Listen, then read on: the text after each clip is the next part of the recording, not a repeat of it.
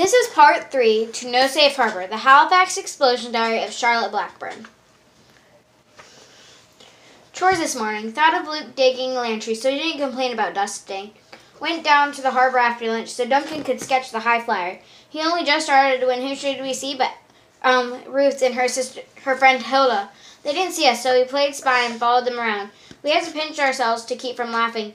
The way they were giggling and making eyes at the sailors, and the sailors weren't even noticing. Those sailors must have been blind or right smart. After a while, it got boring spying on her, so Duncan picked out a soldier, and we tailed him all the way to the Empire Theater, where we couldn't get in to see the picture because we didn't have any money. So we spied on 3 sailors instead.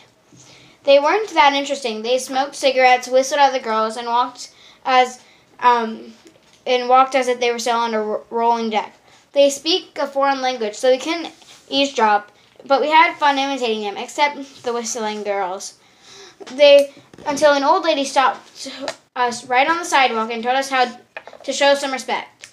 Duncan apologized in his usual charming way and said we meant no harm, and told her about our brother in the trenches. Next thing you know, she's patting his shoulder and talking about her grandson who was wounded in France. I didn't say anything, just stood there feeling guilty and ashamed. The sailors would be leaving Halifax before long, and they might not even make it across the Atlantic. Their ship might be hit by a German submarine, and they could all be lost at sea. I'll never make fun of sailors again. It was a year ago that Luke and the boys from the 85th Red Feather Battalion marched off to war, their kilts swirling, their bagpipes playing, down the Pier 2 onto the Olympic at dusk and sailed away. We talked about it at supper tonight, how there wasn't a dry eye on the pier watching them go, how handsomely Luke looked, and how proud and brave, and how we worried about the Olympic because being the sister ship to the Titanic, she might be bad luck. Well, by the time supper was finished, there wasn't a dry eye on the table. I hope I don't dream about the trenches or no man's land. Sunday school in the morning. Sunday, October 14th. Sunday school in the morning. I got a bookmark for naming all the books in the Old Testament. The bookmark has a picture of Jesus talking to a group of children. It says, "Suffer the little children to come unto me, for such is the kingdom of heaven." I should know what that means, but I don't. Why do little children have to suffer? Why is there suffering in heaven? Clear and cool today. Monday, October 15th. Today we had to write a composition called The Symphony of Autumn. Mine started like this. The leaves look crispy, the spirits happy, dressed up in their new fall clothes while they wait for their conductor, Mr. Wind, to scatter them all over the town. I used lots of colorful words like blazing scarlet, fiery orange, majestic bronze, and gleaming gold. I hope I get an A. Merle came over after school. She brought Ethel along too, and we took our knitting to the playhouse. Ethel gurgled happily in her pram while we chattered and clicked away. After the war, when there's no more knitting for soldiers, we're going to hook a rug for the playhouse. Almost forgot. Supper is this week's spelling word. For our sentence exercise, I wrote the quotation from my book. I hope Mr. Barker is impressed. Tuesday, October 16th. Mr. Barker, impressed? What was I thinking? He didn't like the biblical quotation in my spelling exercise and made me do it over. Use the words in a sentence of your own, Miss Blackburn, showing that you understand the meaning. There would be no copying from books. I suffered in silence and did what I was told, and this is what I wrote. I suffered in silence and did what I was told. He said that was more like it. Junior Red Cross after school. Merle, Eva, and I went and rolled bandages. We must have rolled 1,000 by now. Merle, they're always asking for more. What will happen when there's no more cloth for bandages?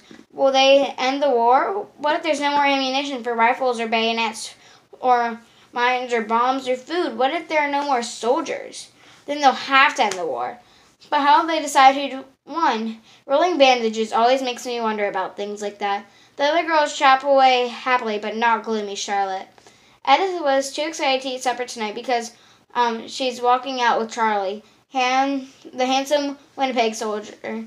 He's taking her to the Empire to see a Charlie Chaplin film. Ruth's got a face like a dry mackerel. She's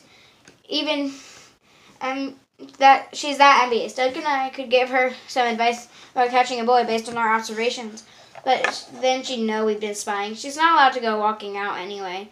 I wonder if Jane lost her appetite the way Edith has. when she started walking out with Luke. We haven't seen her in a while, but she must miss him something terribly. Merle told me that envy is one of the 7 deadly sins. I wonder if Ruth knows that. I won't tell her because I'm as guilty as she is. I'm right envious of Merle. Why? Because she has so many relatives. 21 Chrysostom's in Richmond alone. Grandparents, cousins, second cousins, aunts, uncles, and 3 little brothers and 1 baby sister.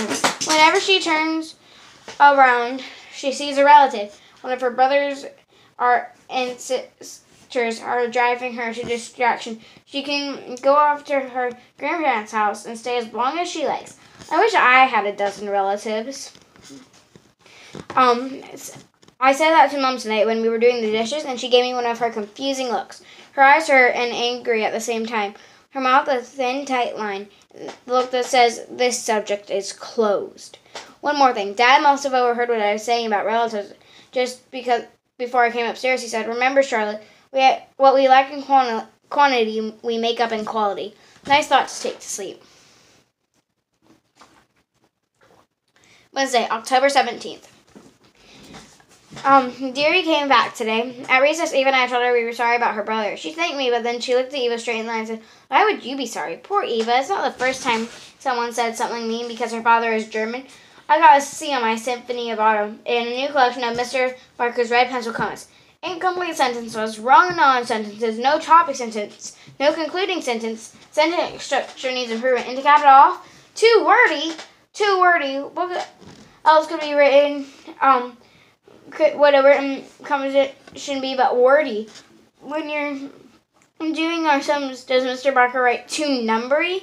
Duncan got a B on his composition. His sentences are perfect. The leaves turn red, the wind blows them off the trees, I rake them into piles and jump in them. Autumn is fun.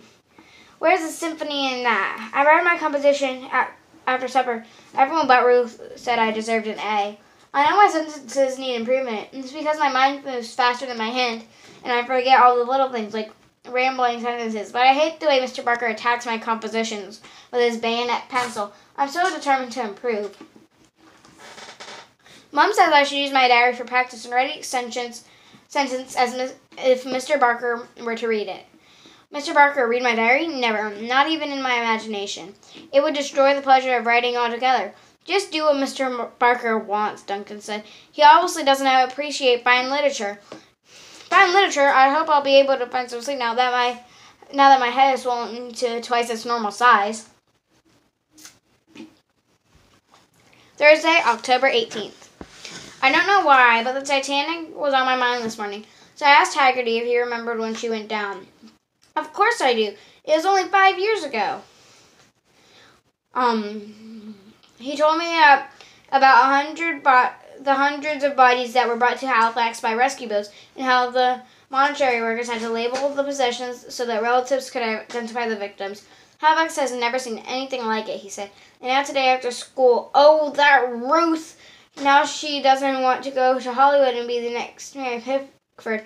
I came home early and caught her playing Mary Pickford in front of our vanity mirror. Her hands were over her heart, and she was gazing up at the pictures of Douglas Fairbanks, saying, oh, darling, precious love, mushy stuff like that. I won't think it's funny when I'm a star, she said when she caught me giggling.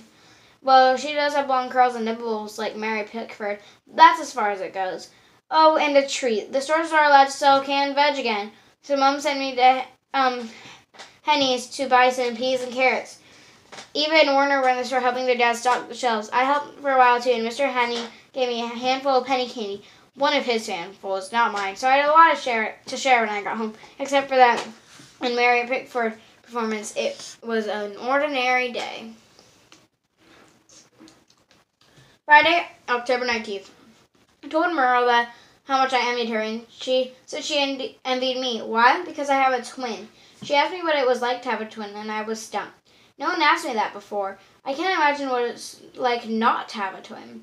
I thought for a bit and told her that having a twin is like having a best friend, only better.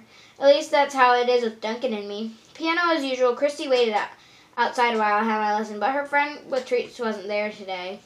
Why can't Ruth leave me alone? All I did was ask Duncan to wait for me. And Ruth says, have you ever thought Duncan might not to want me to tag along? Well, I had a thought, but I worried about it all the way to the harbor. Duncan finally told me to stop being silly. If he didn't want me to come along, he'd tell me himself. So hundreds of fell in khaki and blue, as usual. A person can't walk 2 steps around Halifax without tripping over a soldier or sailor. Whenever I see a soldier, I wonder if he'll end up wearing something I've knitted. I hope my socks won't fit too tight or start to unravel before they even get to France. Seems like more ships than ever were in port today. The pier, the basin, every part of the harbor was packed. We saw an ocean liner, over 20 sailing ships, some oil tankers, and some other ones. The big fighting ships like the High Flyer. The Germans better not try to attack us. I bet we've seen all the ships from all over the world. United States, Holland, Norway, Sweden, France, England, and Denmark, as well as Canada. The ones from the neutral countries like Norway have their name on the country painted on the sides in huge letters so the other ships will know they're not the enemy. I like the troop ships best because they're painted in dazzle patterns with stripes and zigzags and triangles. The Olympic is painted like that. Duncan said it's to confuse the enemies so the submarines can't get a clear target. The ship probably looks even more confusing when they're moving across the ocean. I never paid much attention to the ships before. Now I'm paying more attention. Dad said that it's sure not the sleepy old town it used to be. It's early Sunday, October 21st. It's early morning. Ruth's snoring woke me up and drove me out of the bedroom, so I'm downstairs writing at the kitchen table. Dad's the only person who's up. He lit the stove and boiled the kettle, and now he's having a mug of tea and reading the newspaper. He said I could let Christy in, a rare treat for Christy this time of year. She's sleeping at my feet. Good dog. Merle's question about the twins has been on my mind because there's so much I could have had told her. For instance, Duncan and I can sometimes tell what the other one is thinking. One of us will say something and the other will say, I was just about to say that. Sometimes we finish each other's sentences or start to hum the same tune at the same time. If one of us is having a bad dream, the other one will wake up and feel afraid without knowing what the dream was about. Duncan knows when I'm worried without me saying a word. I can tell when he's worried too, though that's a rare event. Mom says we're connected in a way that goes beyond understanding. Now I hear someone moving around upstairs. Time to put my diary away. Later. At this butte, Charlie came for tea and gave everyone some juicy fruit gum. He looked right past when we were saying out the password to pleasure. So Edith had to explain about Dad and his habit of quoting the newspaper ads and reciting poems. Duncan told Charlie that we were having solemn Gundy for tea, and the expression on Charlie's face. You think we were stewing up in Harbour. When he saw that solemn Gundy was pickled herring and onions served with sour cream, he looked even more horrified, but he was gave enough to try a bite and liked it well enough to try another. Good lad, said Mums. Eat up while you can. I hope Charlie and Edith get married after the war and move to Winnipeg. I could take the train out west to visit. I'd never been farther west than Peggy's Cove, but that's a crow's hop away. Who was Peggy, and why did she have to have a cove named after her? Oh, maybe she threw herself into the cove because her true love drowned at sea. No, what if that was only a rumor? What if he survived and came back for Peggy, but at last he was chilly, so he hurled himself off the top of the lighthouse, and now their spirits rest together. I'd love to have a place named after me. Charlotte's Cove sounds nice, but I never drowned myself to get the name. There's a Charlottetown on Prince Edward Island, but it's named after a different Charlotte, so it doesn't count. This has been part 3 of No Safe Harbor, the Halifax Explosion Diary of Charlotte Blackburn. I hope you've enjoyed, and please come back for the 4th part.